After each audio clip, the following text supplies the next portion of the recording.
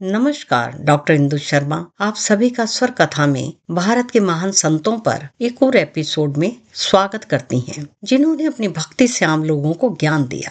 पिछले एपिसोड में हमने गौड़ीय वंश संप्रदाय के सबसे महान संत माने जाने वाले जीवा गोस्वामी के विषय पर चर्चा की थी और इस एपिसोड में एक और संत शेगांव के मौन संत एक शुद्ध दिव्यता का जीवन उस पर चर्चा करेंगे। इससे पहले इस महान संत के विषय में आपके साथ मैं चर्चा शुरू करूं, आप सभी से अनुरोध है कि स्वर कथा चैनल को सब्सक्राइब अवश्य करें और सनातन धर्म के संदेश को फैलाने में विशेष मदद करें और अपनी टिप्पणियां अवश्य दें। तो आइए शुरू करते हैं।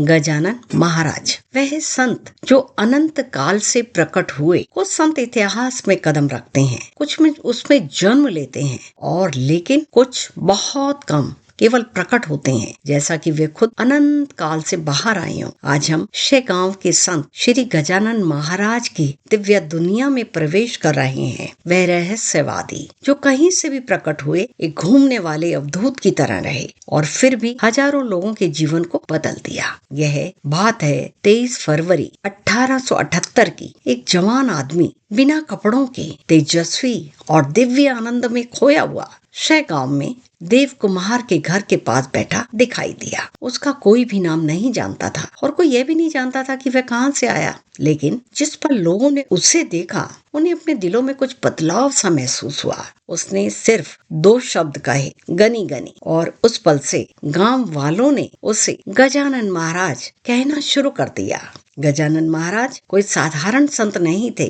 वह एक अवधूत की तरह रहते थे, नियमों से परे, रिवाजों से परे, समाज की सीमाओं से परे, और जो भी कुछ उन्हें दिया जाता था खा लेते थे। जहां मन करता था सो जाते थे, कम बोलते थे, लेकिन हर शब्द में सच्चाई का वजन था। लोगों ने चमत्कार देखे, लेकिन महाराज ने कभी उनका दावा नहीं किया, क्योंकि उनके लिए सब कुछ परमात्मा का खेल था। उनके दिव्य शक्तियों की कहानियां खुशबू की तरह फैलती चली गईं। एक मरते हुए आदमी को सिर्फ एक नजर से उन्होंने जीवित कर दिया। पानी से भरा एक बर्तन दूध में बदल गया। एक भक्त का जलता हुआ घर तब बच गया जब महाराज ने बस कहा कि डरो मत। सांप के काटने से पीड़ित व्यक्ति महाराज के माथे को छूने के बाद बच गया। लेकिन सबसे बड़ा चमत्कार जादू नहीं था, वह थी शांति जो लोगों को उनकी उपस्थिति में महसूस होती थी। गजानन महाराज ने कभी शास्त्र नहीं लिखे, उन्होंने कभी लंबे प्रवचन नहीं दिए। उनकी शिक्षाएं सरल, सीधी और भक्ति से भरी थी। क्या? दूसरों की सेवा करो, सच बोलो, अपनी इच्छाओं पर काबू रखो, हर सांस के साथ भगवान को याद करो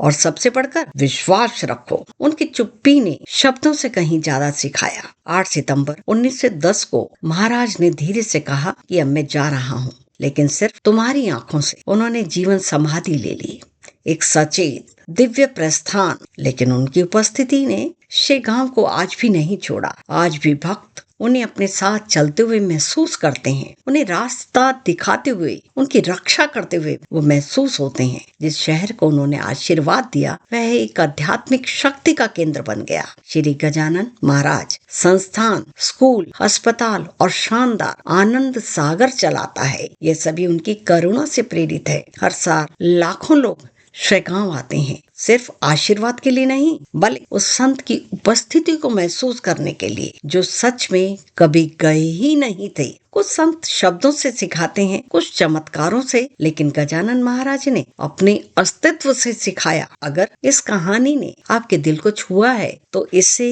एक ऐसे व्यक्ति के साथ शेयर अवश्य करें जिसे आज उम्मीद की जरूरत है, और ऐसी दिव्य यात्राओं के लिए सब्सक्राइब करना ना भूले। तो आप सभी मेरे साथ मिलके बोलिए, श्री गजानन महाराज की जय, श्री गजानन महाराज की जय, श्री गजानन महाराज की जय। आप सभी को श्रद्धेय नमन।